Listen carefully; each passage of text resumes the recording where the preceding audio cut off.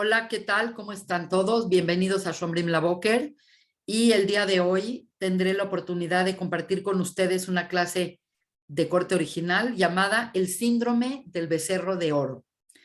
Siempre que nos preguntamos qué tan grave fue el tema del becerro de oro, tenemos que tomar en cuenta que nuestra realidad es completamente producto de este evento que, si bien parece antiguo, que si bien parece eh, que no está actualizado, aparentemente nosotros tenemos que entender que existe una lección muy importante de la cual aún todavía no nos recuperamos.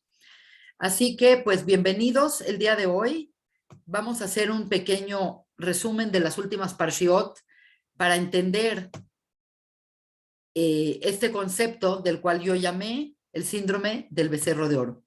Bienvenidos todos. Soy la doctora Annette Pierre. Bienvenidos a Shomrim Laboker. Antes de comenzar con el síndrome del becerro de oro, me gustaría hablar sobre el orden de las parshiot últimas. Tenemos la parashat Terumá y Tetzaveh, que básicamente tratan sobre la conceptualización del Mishkan o tabernáculo. Quiere decir, son las órdenes que da Dios a Moshe de cómo se tiene que hacer, cuáles son las medidas, cuáles son los utensilios, qué ingredientes llevan, todos cómo son las dimensiones. En la Parashat Tetzaveh vemos claramente el elemento humano del Mishkan, que son los Kohanim, los sacerdotes, sus ropas, lo que tienen que hacer, las leyes de ellos. Es curioso que hay este relato de Terumá y Tetzaveh con respecto a la conceptualización del Mishkan, y de pronto tenemos como un balde de agua fría, la Parashat Ki Tisa, que contiene varios elementos, pero obviamente lo que más nos llama la atención es que contiene el relato del Geta Egel, también conocido como becerro de oro. Posteriormente termina este evento, que es como un evento catastrófico en la historia, y después comienza la parashá de esta semana, que es Vayaquel, y de la siguiente semana, que es la parashá Pikudei, que básicamente reiteran todo lo anterior que se habló en Terumá y Tetzaveh, pero en esta ocasión ya no es la conceptualización, sino ya es la fabricación tal cual del Mishkan o tabernáculo, ahora ya en acciones y textualmente. Entonces, esto es muy interesante porque pareciera como que está muy fuera de lugar el relato del becerro de oro entre un relato de Terumá y Tetzaveh y el otro, el de Vayaquel y Pikudei. Por lo tanto, pues me gustaría aproximarme a decirles que parte de lo que es el análisis de esta clase, que sí la llamo de corte original, es que una cosa es conceptualizar algo y otra cosa es que lo tienes que hacer. Y por lo tanto, pues lo que entendemos es que la fabricación per se del Mishkan o tabernáculo se va a volver una necesidad porque las personas cayeron en el problema de hacer el becerro de oro. Así que esto es lo que vamos a analizar en esta clase y pues les pido que me acompañen. En términos muy generales, podríamos decir que el evento llamado Matan Torah, Shavuot, la entrega de la Torah, es el Tikkun de Adam HaRishon. Quiere decir, Adam HaRishon originalmente fue un ser creado para vivir en una situación edénica en el mundo de Yetzirah eternamente. Y obviamente, como era un ser con libre albedrío, es más que claro que tenía que tener opciones. Sabemos que Adán comió del Etzadat y a partir de ese momento nuestra realidad y la realidad de toda la humanidad, representada por el arquetipo que es Adam HaRishon, se cambió completamente. Adán se fragmentó en cientos de miles de fragmentos, que presumimos que somos nosotros, y ahora cae en un mundo distinto al mundo de Yetzirah, al mundo edénico, llamado el mundo de Asiá o el mundo físico. Por lo tanto, nuestra historia, la historia de la humanidad, comienza con este Adán salido de Gan Eden, el cual va a tener que trabajar por siglos o por milenios hasta que logre recuperar la altura que tenía en Edén.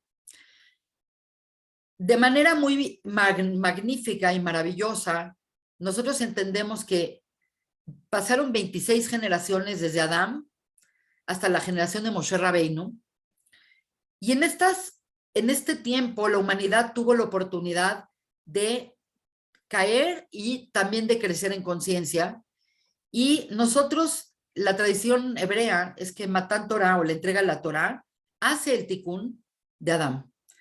En ese momento que los Yehudim, que el pueblo de Israel dijo, Naaseh benishma, que son como las palabras mágicas, y aceptaron vivir en la Torah, y aceptaron vivir bajo el yugo del cielo, y aceptaron vivir bajo las leyes de Dios, dice, el momento de Matan Torah fue un momento de tikkun en el cual el hombre regresó al estatus que tenía antes de caer comiendo del árbol prohibido.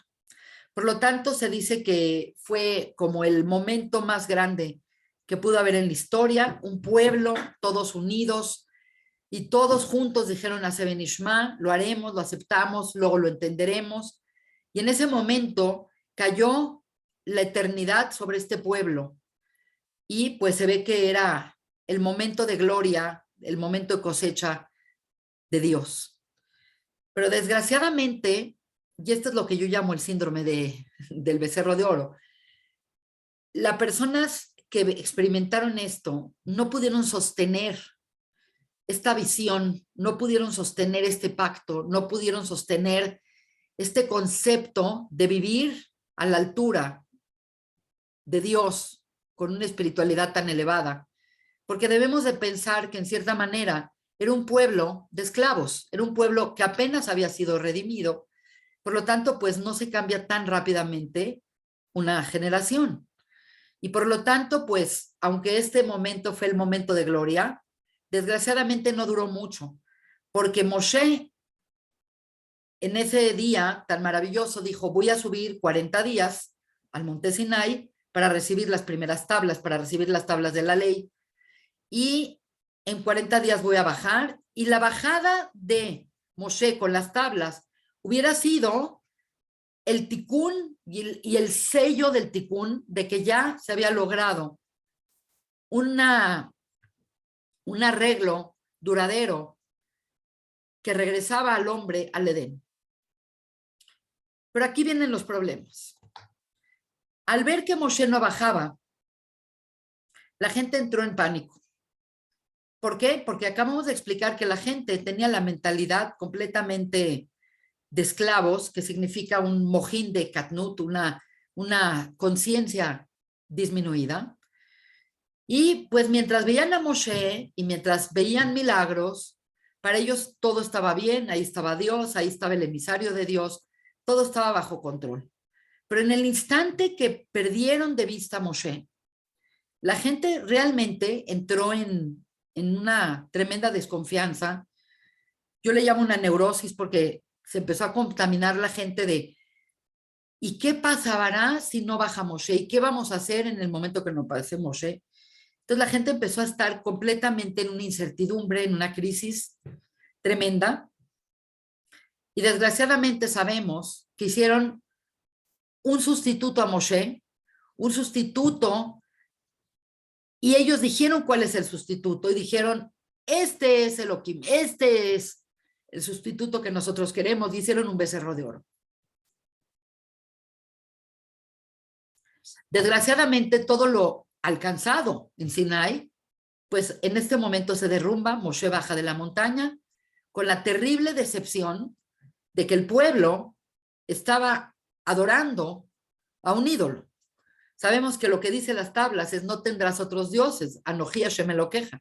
Entonces esto era la traición más grande que puede ser concebida a una relación, y una relación como la que se había logrado en Sinai.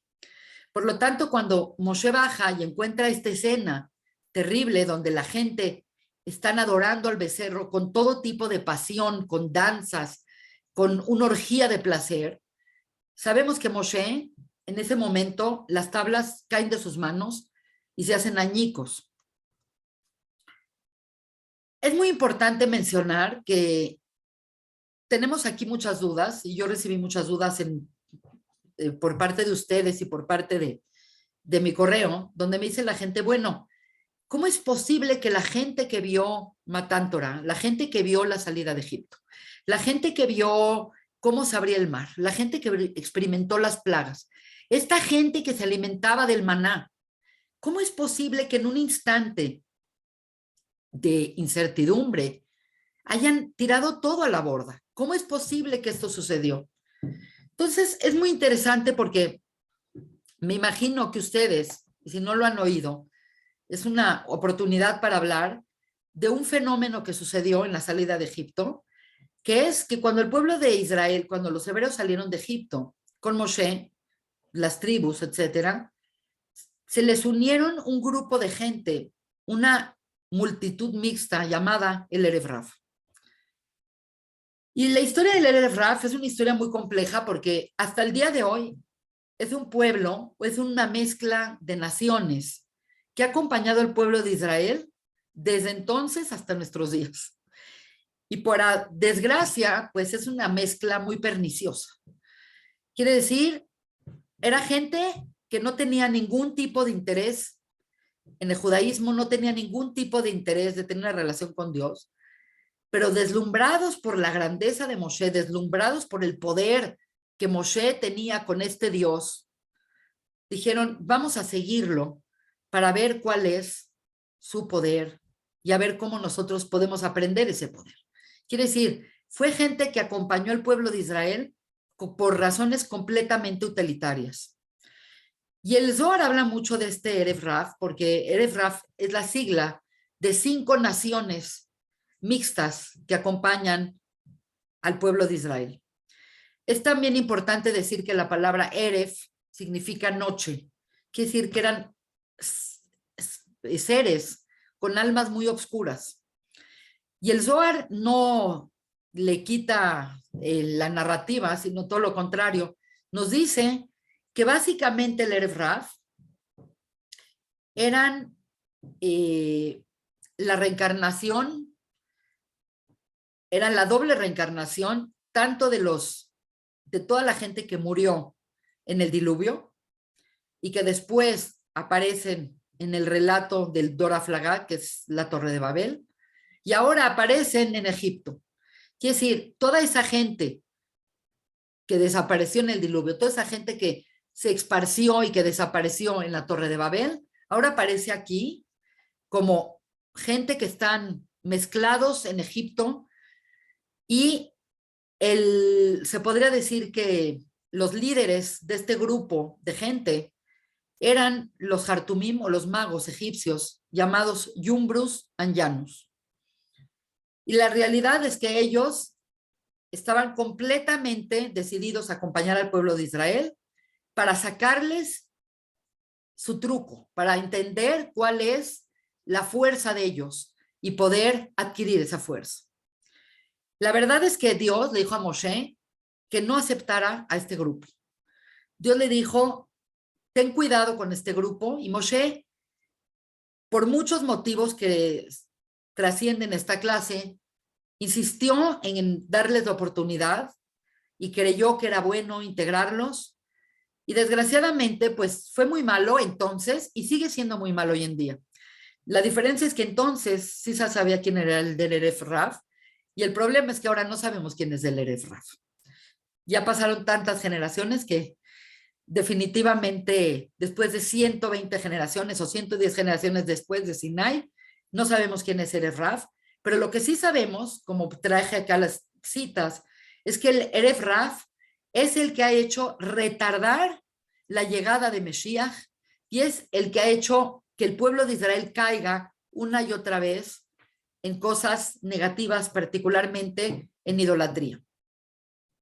Por lo tanto, pues la historia es que la gente del Erev Rav fue la que incitó esta incertidumbre, esta neurosis, y empezaron a pedir que se hiciera un ídolo, que se hiciera un sustituto a Moshe, y pues sabemos que la situación es que acaba muy mal.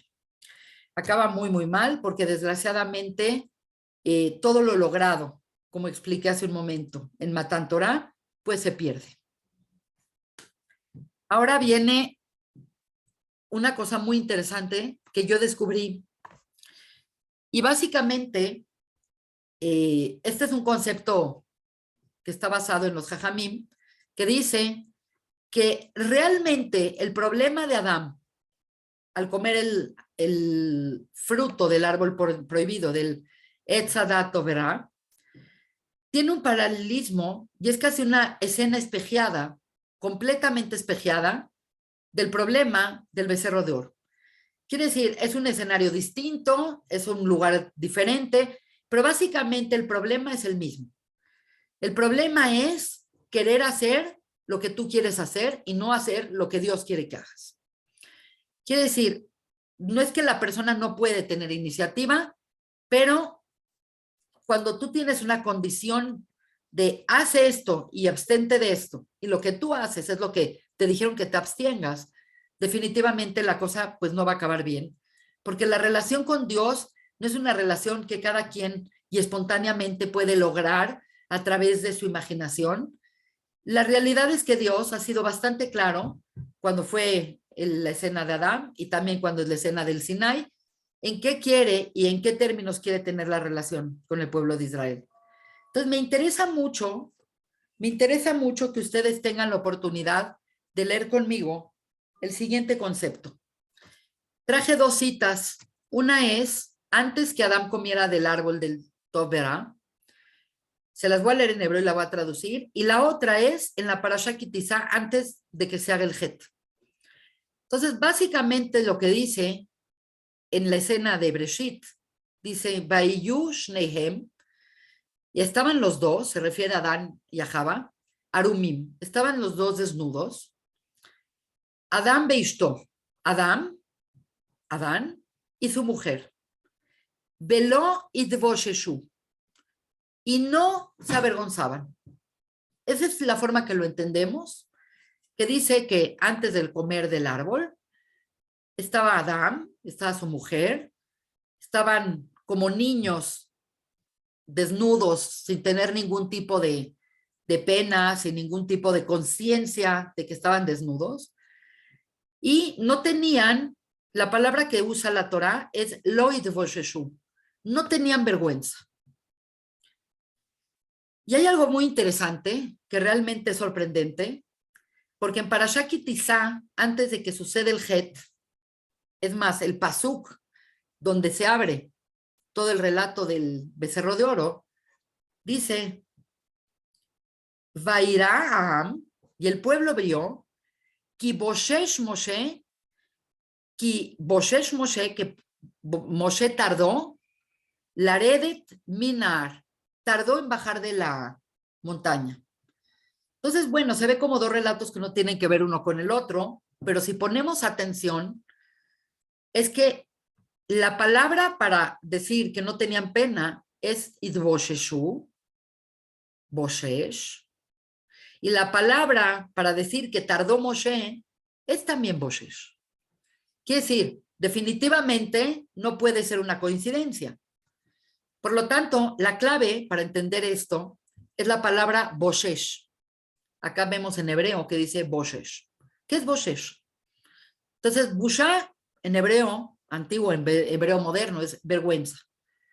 ¿Qué vergüenza tengo de que me vean así? Ah, vergüenza. Pero también boshesh, y se escribe idéntico, es tardanza. Y también boshesh, si lo separamos, la palabra boshesh es be-shesh, es 6. Entonces el Zohar, Akadosh, en Parashá Ki Tisa, nos dice que todo el problema que sucedió en Sinai es, y sucedió porque hicieron mal su cálculo por 6 horas. Quiere decir, Moshe tenía que bajar después de 40 días. Bueno, ellos, si hubieran esperado 6 horas, no hubiera habido ningún problema, hubiera bajado Moshe, hubiera encontrado el pueblo en un perfecto estado espiritual, etcétera, todo bien. Entonces, estamos acá viendo una cosa muy interesante, porque no sé si han oído de otros maestros, pero el Gaón de Vilna, el Gra, nos dice que el problema que tuvo Adán y Jabá en el Edén no es que comieron del árbol. Realmente, si nosotros vemos lo que dice Dios, dice, de todos los árboles que hay en el jardín, puedes comer, mas de este árbol no podrás comer. Pero el Gaón de Vilna nos dice que no era una ley que se tenía que sostener eternamente. Quiere decir, no puedes comer ahora, tienes que esperar. ¿Y cuánto tenía que esperar Adán? Aparentemente, para poder comer, tenía que esperar a que entrara Shabbat. Una vez que entrara Shabbat, Adán hubiera tenido el permiso de comer de todos los árboles y también del Etzadat. Por lo tanto, hay una similitud increíble entre ambos relatos. Ambos relatos, cada quien hizo lo que quiso. Ambos relatos hablan de la autoproyección típica que es la idolatría. 6 horas más hubieran esperado en hacer el becerro y no hubiera habido problema. ¿Por qué? Porque hubiera bajado Moshe. 6 horas hubiera esperado Adán y Jabá a que entrara Shabbat y hubieran comido del árbol, no hubiera problema. Entonces, básicamente, lo que tienen en común ambos relatos, además de que la motivación se podría decir que es la misma, me atrevo a decir que el problema es un problema en el tiempo. El tiempo es un problema. Tiempo que tenían que esperar a Moshe, no esperaron. Tiempo que tenían que esperar para comer del Etzadat, no esperaron. Por lo tanto, hay un tema muy importante con el tiempo. Y el hecho es que si nosotros entendemos y leemos en Breshit las consecuencias de haber comido del árbol, es que en el Edén, en el mundo de Yetzirah, la realidad en Yetzirah es que el Edén, no sé si saben, pero la palabra Edén en arameo, Edna, es tiempo. Edén era un lugar eterno. Quiere decir, el tiempo no es lo mismo que acá. Es un lugar que corre el tiempo, tú eres eterno, etcétera, etcétera. Entonces, cuando entran a esa realidad del mundo de Asia, cuando entran a la realidad del mundo de Malhut, precisamente las consecuencias a las que se atienen es que van a entrar en un mundo de mortalidad. Es un mundo que el tiempo se vuelve un tema muy importante porque no tienes eternamente para hacer las cosas, tienes tiempo limitado.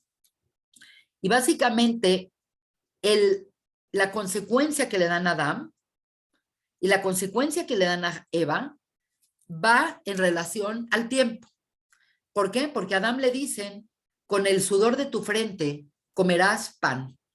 Quiere decir, ahora lo que tú tenías gratis, lo que tú tenías que podías comer en el instante, ahora tienes que esperar mucho tiempo entre que preparas la tierra, siembras la tierra, cosechas, separas el trigo de la paja, mueles la harina, amasas la harina y comerás pan.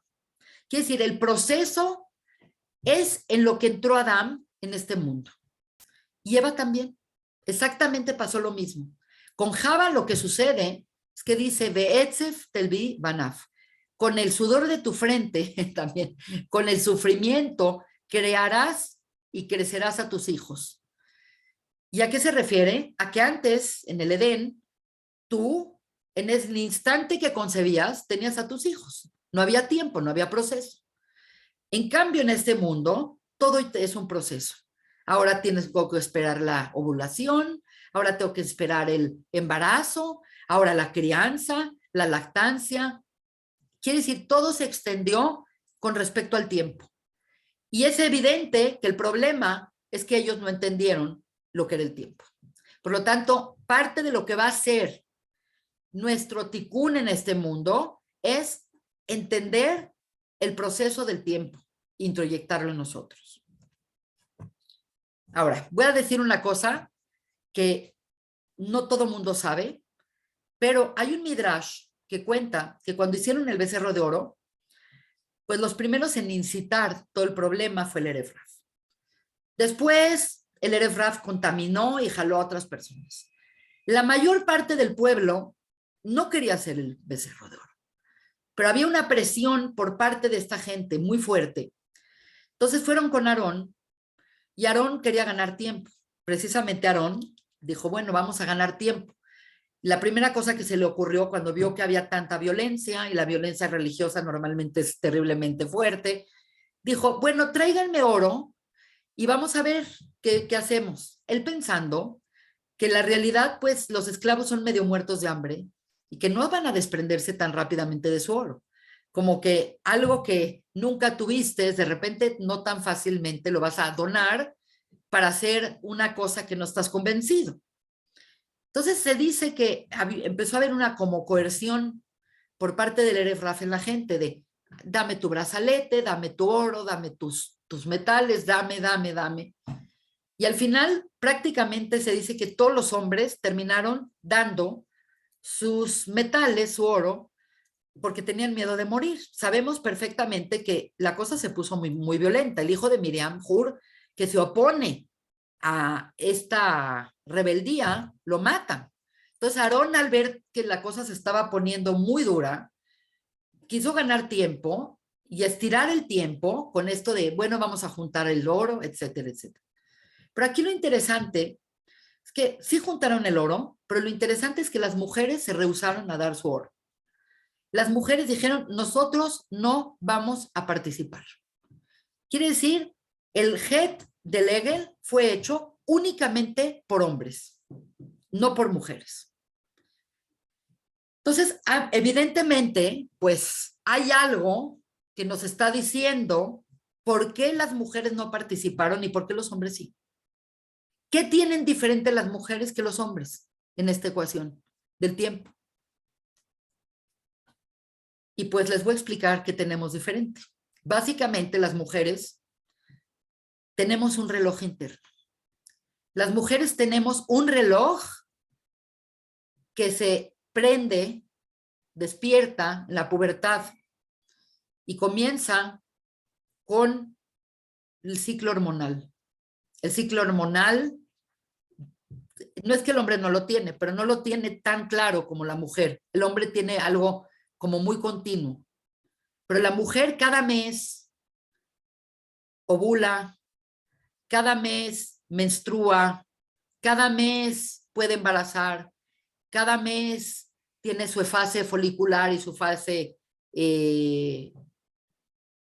progestacional. Quiere decir, el problema del tiempo y la forma en que la mujer arregló o vivió el problema del tiempo fue interiorizándolo. Y por ende, la mujer aprendió a esperar, porque estamos acostumbradas a esperar el embarazo, la lactancia, la adolescencia. Quiere decir, todo el concepto del tiempo en el hombre es externo, pero en la mujer es interno. Y por consiguiente, es muy interesante mencionarlo, pero el premio que se le dio a la mujer por no haber participado en el Het del Egel es que el Rosh Hodesh, la luna nueva, cuando se declara la luna nueva de cada mes, es una fiesta femenina. Y es muy interesante porque si ustedes se dan cuenta, el ciclo menstrual, el ciclo sexual, el ciclo, es más, la palabra menstrual viene de mes. Y sabemos que la luna, desde que crece hasta que desaparece, pues es un mes lunar. Por lo tanto, hay un símil muy interesante, metafórico, una analogía entre la mujer, la luna y el reloj interno y los cambios que representa la luna. La luna es un satélite que de pronto no lo ves, de pronto lo ves, de pronto se ve mengúa, de repente aparece. Es como con la misma cadencia similar a lo que es el ciclo reproductivo de la mujer.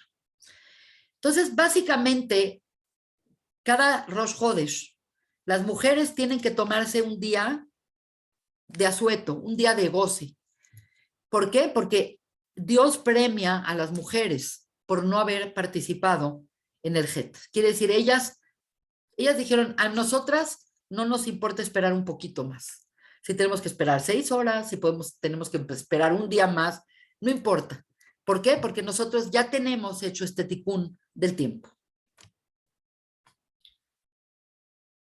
La pregunta acá es muy evidente. Por un lado podríamos decir, bueno, ¿qué tan grave fue hacer el becerro de oro? Finalmente era un grupo muy inmaduro. ¿Qué le puedes pedir a un grupo de esclavos redimidos? ¿Qué tanto puedes esperar de un grupo que acaba de dejar la esclavitud? Quiere decir, tenemos muchas formas de atenuar y decir, bueno, no estaban preparados.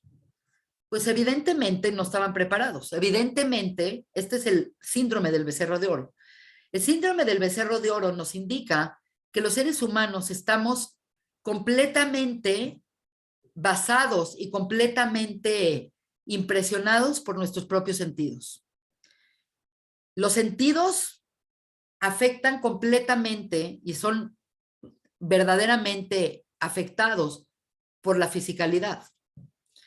Y por ende, entre más físico eres, los sentidos son más importantes. Y esto significa que el síndrome del becerro de oro es que en el judaísmo y lo que es pensar en Dios, en un Dios que no tiene forma, en un Dios que no sabemos exactamente qué es, en un Dios que es como un concepto abstracto, es muy difícil sostener una relación con un ser que no ves hoy enfrente de ti. Quiere decir, cuando la persona, hoy en día los seres humanos estamos cómodos con lo transparente. Ahorita las personas ni siquiera tienen dinero en su bolsa, tienen una tarjeta o tienen un celular en donde mandan dinero a las personas. Quiere decir, antiguamente la gente nada más creía en lo que veía y lo que no veo no existe.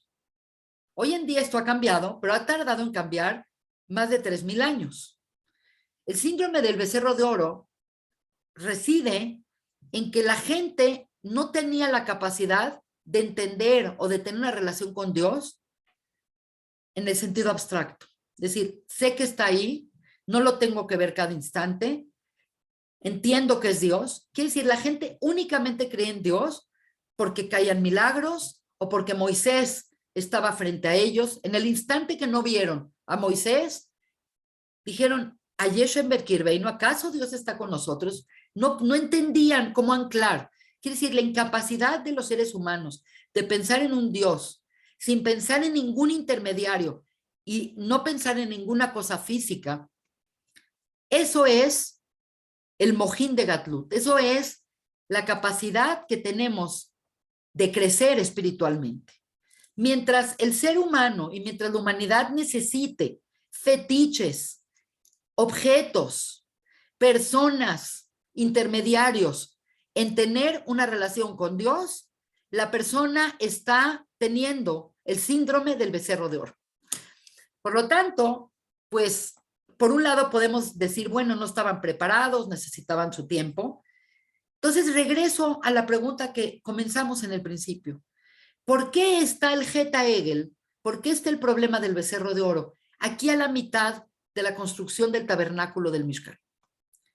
Entonces, evidentemente, lo que esto significa es que el Mishkan es el antídoto físico para no entrar en dudas. Ya que la gente no puede sostener el concepto de dónde está Dios, entonces Dios dijo, bueno, pues van a tener que hacer un lugar con una perfecta estructura fractal, una geometría sagrada única, donde yo voy a tener mi morada, la Shejina, la presencia divina, va a estar ahí, de tal manera que la gente puede dudar, pero el día que estén en contacto, se van a recargar, se van a resetear, van a volver a creer en mí. Quiere decir, es interesante porque la parashá de esta semana, que es Vayakhel, trata de la fabricación del Mishkan y trata de Shabbat. Y la realidad es que ambas son la solución al síndrome del becerro de oro. La solución física es tener un lugar en donde Dios dijo, este es el lugar donde yo quiero morar. No puedo estar en cualquier lugar, pero en este lugar que tenga esta estructura, que es exacto como yo lo pido, si se hace todas las cosas como yo las pido y todo se hace de la manera correcta por Aarón, etcétera, etcétera, mi presencia va a estar ahí acompañándolos. Entonces, en el plano físico, el Mishkan, el tabernáculo, es ese lugar donde la gente volvía a tener contacto con Dios y se tranquilizaban. Y en Shabbat es el espacio interior que nosotros hacemos para que la presencia divina esté dentro de nosotros. Quiere decir, uno es el lugar y el otro es en tiempo. Entonces, aquí la pregunta última, y con lo que quiero acabar esta clase, que espero que hayan disfrutado, es si realmente las mujeres no participaron y si realmente la mayor parte del pueblo no quiso participar y se rehusaron a participar. Y la mayor parte de la gente que incurrió en el becerro de oro no eran ni siquiera hebreos, eran este grupo del Erev Rav. ¿Por qué todo el pueblo tiene que pasar la consecuencia de las tablas rotas y de ir por todo un proceso de rectificación ahora del becerro de oro?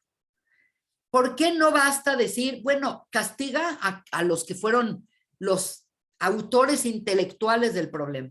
Lo interesante es que sí hubo un castigo a los autores intelectuales, no sé si saben, pero se molió, se hizo como una diamantina del Hegel y se le dio a las personas, y las personas que participaron activamente en hacer el ídolo se reventaron. Pero el punto es que después del Geta Hegel, nada será igual. Nuestra existencia no es la existencia de las primeras tablas. Nuestra existencia es las segundas tablas, las tablas que recibimos en Yom Kippur. Quiere decir, ¿por qué todo el pueblo tiene que pagar los platos rotos? Y creo que con esto me despido. Básicamente, todo aquel que no se opone al mal en forma activa y dice, bueno, allá ellos, mientras no me influya a mí, yo no me meto. Cualquier persona que tiene esta postura de yo no he hecho nada mal a nadie, eso no es ser bueno. Todo aquel que no se opone al mal y que es neutro, termina permitiendo que existe el mal y por consiguiente es culpable. Y por lo tanto, a pesar de tener todas las atenuantes de las cuales hablamos en esta clase y muchas otras que pueden escuchar con otros maestros, seguimos padeciendo el síndrome del becerro de oro. Pues esta es la clase que tengo para Parashá Vayakhel. Es una clase que comprende muchos conceptos y les invito a todos ustedes a ser activos y a imponer nuestra voz cuando veamos que algo está mal. No podemos cruzarnos de brazos y decir, pues ya ni modo, mientras no me afecta a mí, no importa. Claro que nos va a afectar a nosotros. Todo lo que no hagamos nosotros por terminar el mal, terminará afectándonos a nosotros. Agradezco su presencia en esta clase. Nosotros acá en Shomrim La Boker estamos comprometidos para dar para ustedes, nuestros queridos escuchas, las mejores clases continuas. Y pues, aunque no lo crean, sus donaciones son importantes para seguir con este proyecto que se está convirtiendo en un proyecto sumamente interesante. Así que gracias a sus aportaciones, nosotros vamos a poder seguir transmitiendo y cada vez con mejor tecnología. Y pues, como siempre, me despido con un cordial shalom, deseándoles una Shavua Tovu Mevorach. Y les dejo el correo de la persona que hace las cartas cabalísticas, la consulta cabalística. Es debimedresh@gmail.com. Escriban un correo ahí para pedir el servicio de carta astral, carta cabalística y una consulta cabalística. Me despido con un cordial shalom, deseándoles a todos que tengan Shabbat Shalom Umevorach Y pues nos vemos en la próxima transmisión. Yo soy la doctora Annette Pierre y gracias por estar con nosotros en Shomrim La Boker. Gracias a todos. Shalom Ubraja. Gracias.